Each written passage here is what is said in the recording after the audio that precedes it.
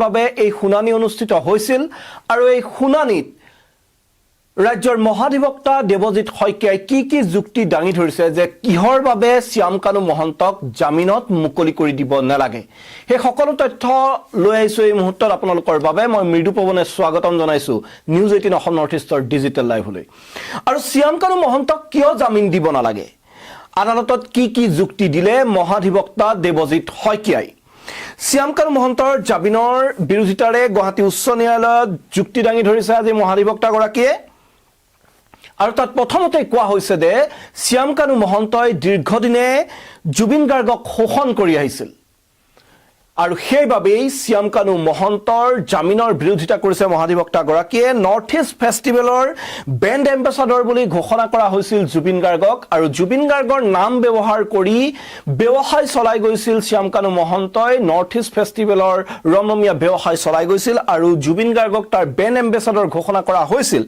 আৰু সেই brand ambassador বুলি ঘোষণা কৰাৰ পিছতো কিন্তু শ্যাম কানু মহন্তই জুবিন গাৰ্গক লাভৰ অংশ দিয়া নাছিল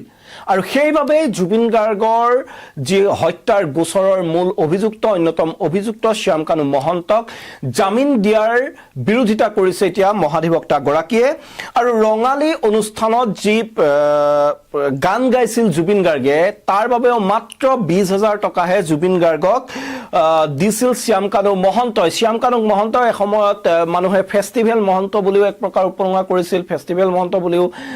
বহুতে তেওঁক কৈছিল আৰু এনেদৰে ৰঙালী নামৰ এখন ফেষ্টিভেল নৰ্থ ইষ্ট ফেষ্টিভেল পাতি তেওঁ যথেষ্ট মোটা অংকৰ ধন তেওঁ আহৰণ কৰিছিল কিন্তু সেই প্ৰতিটো ফেষ্টিভেলতে জুবিন গাৰ্গক তেওঁ ব্যৱহাৰ কৰিছিল আৰু জুবিন গাৰ্গৰ নাম ব্যৱহাৰ কৰি জুবিন গাৰ্গৰ যি বৃহৎ সংখ্যক ফেন আছে সেই ফেনসকলক ব্যৱহাৰ কৰি তেওঁ এনে ধৰণৰ ফেষ্টিভেল চলাই গৈছিল কিন্তু তাৰ বাবে জুবিন গাৰ্গক তেওঁ একোৱেই দিয়া নাছিল তেওঁ লাভৰ অংশও দিয়া নাছিল কেৱল জুবিন গাৰ্গৰ যি সহজ সৰল মন সেই সহজ সৰল মনৰ তেওঁ এক প্ৰকাৰ ব্যৱহাৰ কৰি সেই সহজ সৰল মনৰ সুবিধা লৈ তেওঁ এনেদৰে জুবিন গাৰ্গক ব্যৱহাৰ কৰি ধন ঘটি গৈছিল আৰু সেইভাবে জুবিন গাৰ্গৰ যি হত্যাৰ গোচৰ আছে সেই গোচৰত শ্যাম কানু মহন্তক জামিন প্ৰদানৰ বিৰোধিতা কৰিছে মহাধিবক্তা গৰাকীয়ে সমান্তৰালকৈ আদালতৰ মজিয়াত মহাধিবক্তা গৰাকীয়ে কৈছে যে জুবিন পত্নী গৰিমা গাৰ্গকো প্ৰতাৰণা কৰিছিল শ্যাম কানু মহন্তই আৰু শ্যাম কানু মহন্তই কেৱল যে জুবিন গাৰ্গকে প্ৰতাৰণা কৰিছিল তেনে নহয় জুবিন গাৰ্গৰ পত্নী গৰিমা শইকীয়া গাৰ্গকো প্ৰতাৰণা কৰিছিল আৰু দিল্লীত নৰ্থ ইষ্ট ফেষ্টিভেলত ডিজাইনাৰ হিচাপে গৰিমাক আমন্ত্ৰণ জনোৱা হৈছিল আৰু গৰিমাক তেনেদৰে আমন্ত্ৰণ জনাই নি কোনো ধৰণৰ পাৰিশ্ৰমিক দিয়া নাছিল গৰিমা শইকীয়া গাৰ্গক শ্যাম কানু মহন্তই আৰু ছিংগাপুৰলৈ যি জুবিন গাৰ্গক লৈ গৈছিল শ্যাম কানু মহন্তই আৰু যি এক ৰহস্যঘন পৰিস্থিতিত অসমবাসীৰ হিয়াৰ আমঠু জুবিন গাৰ্গক হেৰুৱাবলগীয়া হ'ল সেই যি ঘটনা ছিংগাপুৰত যি নৰ্থ ইষ্ট ফেষ্টিভেল পাতিছিল শ্যাম কানু এণ্ড কোম্পানীয়ে সেই শ্যাম কানুৰ নৰ্থ ইষ্ট ফেষ্টিভেললৈ প্ৰথম অৱস্থাত জুবিন গাৰ্গে যাবলৈ অস্বীকাৰ কৰিছিল কিন্তু নৰ্থ ইষ্ট ফেষ্টিভেললৈ নগলে শ্যাম কানু মহন্তই আত্মহত্যাৰ ভাবুকি দি জুবিন গাৰ্গক ব্লেকমেইলিং কৰা বুলি আদালতত আজি তথ্য দাখিল কৰিছে মহাধিবক্তা দেৱজিৎ শইকীয়াই আৰু জুবিন গাৰ্গক এনেদৰে আত্মহত্যা কৰাৰ ভাবুকিৰে ব্লেকমেইলিং কৰি ছিংগাপুৰলৈ লৈ যোৱাৰ বাবেও শ্যাম কানু মহন্তৰ জামিন মঞ্জুৰ কৰিব নালাগে বুলি আদালতত যুক্তি দৰ্শাইছে চৰকাৰী পক্ষই আৰু জুবিনৰ খুৰাপান আৰু জুই পানীৰ পৰা দূৰত থকা জুই পানী এক প্ৰকাৰ নিষেধ আছিল জুবিন গাৰ্গৰ বাবে দীৰ্ঘদিনে তেওঁ ৰোগত আক্ৰান্ত হৈ আছিল সমান্তৰালকৈ তেওঁ খুৰাপানৰ পৰাও তেওঁক আঁতৰাই ৰাখিব লাগিছিল সেই কথা শ্যাম কানু মহন্তই ভালদৰে জানিছিল সেই কথা জানিও ছিংগাপুৰত শ্যাম কানু মহন্তই জুবিন গাৰ্গক খুৰাৰ যোগান ধৰিছিল আৰু প্ৰবাসী অসমীয়া যি অভিমন্যু তালুকদাৰৰ হতুৱাই এক দামী ব্ৰেণ্ডৰ হুইস্কি অমৃত প্ৰভাৰ হাতত দিছিল আৰু তেনেদৰে জুবিন গাৰ্গক খুৰাৰ যোগান ধৰিছিল এই শ্যাম কানু মহন্তই সেইভাবে শ্যাম কানু মহন্তৰ জামিন আবেদন নাকচ কৰাৰ দাবী উত্থাপন কৰিছে এতিয়া চৰকাৰী পক্ষই আৰু পেন পেচিফিক হোটেলত জুবিন গাৰ্গক অকলে ৰখাৰ পৰিৱৰ্তে সিদ্ধাৰ্থৰ সৈতে আলোচনা কৰি অমৃত প্ৰভাক একেটা কোঠাত ৰাখিছিল যাতে দিনে নিশাই খুৰা সেৱন কৰাই ৰাখিব পাৰে জুবিন গাৰ্গক এনে ধৰণৰে জুবিন গাৰ্গক এক প্ৰকাৰ তেওঁক অপ্ৰাকৃতিস্থ কৰি ৰাখি তেওঁক ব্যৱহাৰ কৰাৰ যি এক পৰিকল্পনা কৰিছিল যি বা তেনেধৰণে জুবিন গাৰ্গক নিজৰ স্বাৰ্থত ব্যৱহাৰ কৰি গৈছিল শ্যাম কানু মহন্তই সেই অভিযোগ সেই যুক্তি দৰ্শাই এতিয়া শ্যাম কানু মহন্তৰ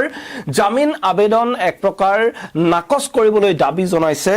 চৰকাৰী পক্ষই আৰু জুবিনৰ বাবে পানী বিপদজনক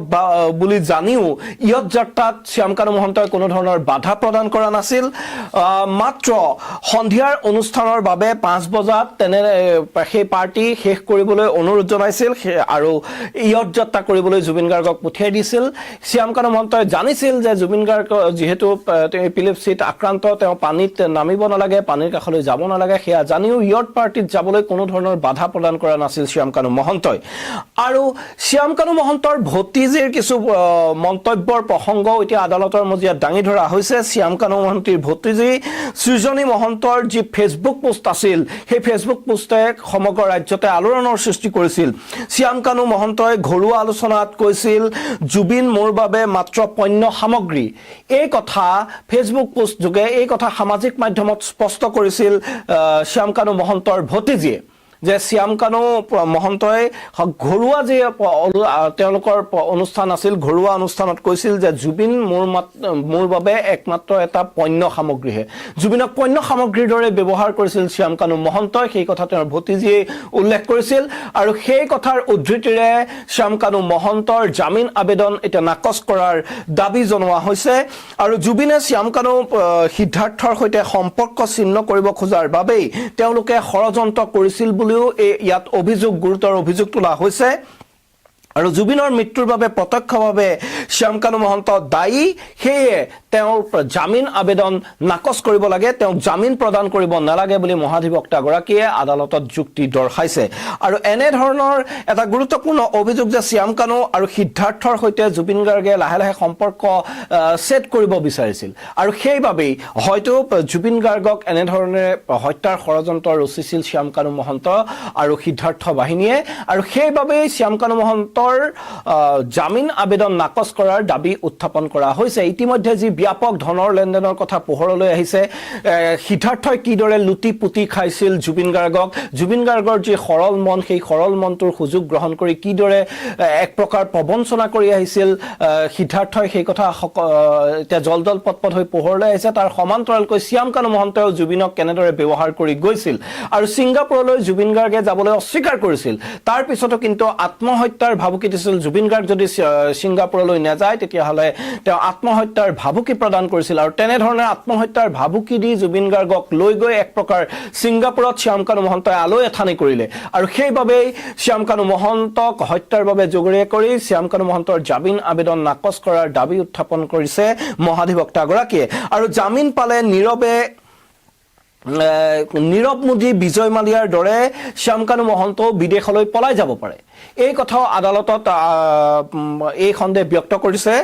আৰু যে যিদৰে নীৰৱ মোদীয়ে হওক বা বিজয় মালিয়াৰ দৰে যি ধন কুবেৰে ইয়াত লুটপাট চলাই আমাৰ দেশত লুটপাট চলাই বিদেশলৈ পলাই গৈ তেওঁলোক হাৰি আছে ঠিক তেনেদৰে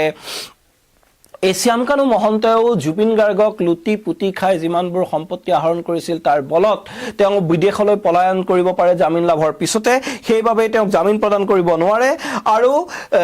তেনেধৰণৰ যুক্তিৰে এতিয়া শ্যাম কানু জামিন প্ৰদানৰ তীব্ৰ বিৰোধিতা কৰিছে মহাধিবক্তাগৰাকীয়ে আৰু এই ক্ষেত্ৰত আদালতে কেনেধৰণৰ ৰায় দিয়ে তাৰ বাবে হয়তো আমি কিছু সময় অপেক্ষা কৰিব লাগিব কিন্তু 15 মে আৰু 22 মেত ইতিমধ্যে ন্যায়াধীশ মিতালী ঠাকুৰীয়াৰ আদালতে এই জামিনৰ শুনানি গ্ৰহণ কৰিছিল তাৰ পিছত আজিৰ দিনটো ধাৰ্য কৰা হৈছিল শুনানিৰ বাবে আৰু 22 মেত যি শুনানি হৈছিল তাত শ্যাম কানুৰ অধিবক্তাই অতিৰিক্ত শপতনামা দাখিলেৰে কেতবোৰ যুক্তি দৰ্শাইছিল আৰু সেই অনুসৰি জুবিনৰ মৃত্যু আকস্মিক দুৰ্ঘটনা বুলিহে যুক্তি দিছিল জ্যেষ্ঠ অধিবক্তা প্ৰাণ বৰাই তাৰ সমান্তৰালকৈ জুবিনৰ মৃত্যুৰ বাবে শ্যাম কানু দায়ী নহয় বুলি কেইবাটাও যুক্তি দিছিল আনকি এছআইটিৰ আগত দিয়া কেইবাজনো সাক্ষীৰ কেইবাটাও ভাষ্যৰ উদ্ধৃতি আদালতত দিছিল অধিবক্তা প্ৰাণ বৰাই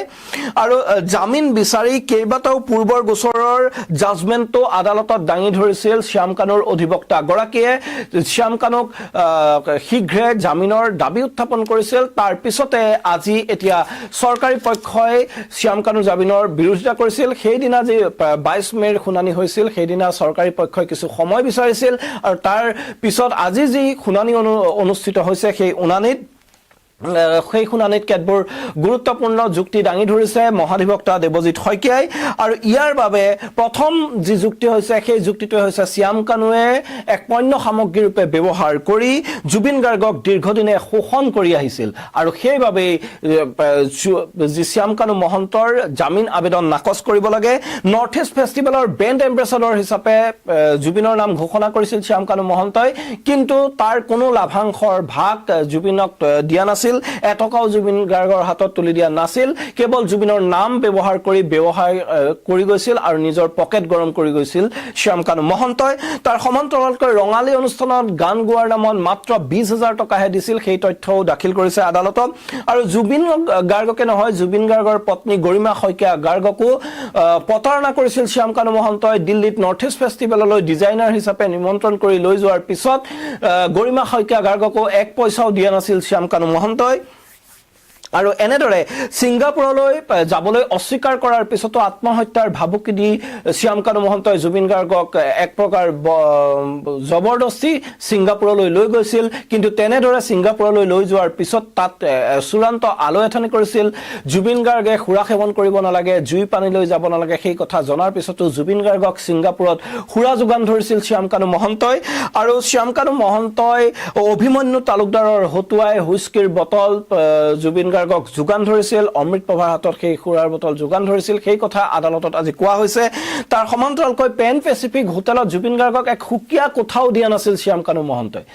কিদৰে লুণ্ঠন চলাইছিল চাওক যে সিদ্ধাৰ্থ আৰু শ্যাম কানু মহন্তই আলোচনা কৰি অমৃত প্ৰভা মহন্তক জুবিন গাৰ্গৰ একেটা কোঠাতে ৰাখিছিল যাতে অমৃত প্ৰভাই সুৰা সেৱন কৰাই ৰাখিব পাৰে আৰু জুবিনৰ বাবে পানী বিপদজনক বুলি জনাৰ পিছতো কিন্তু এই যি ইয়ট যাত্ৰা আছিল সেই ইয়ট যাত্ৰাত বাধা দিয়া নাছিল তেওঁক যাবলৈ দিছিল তেনেদৰে পানীত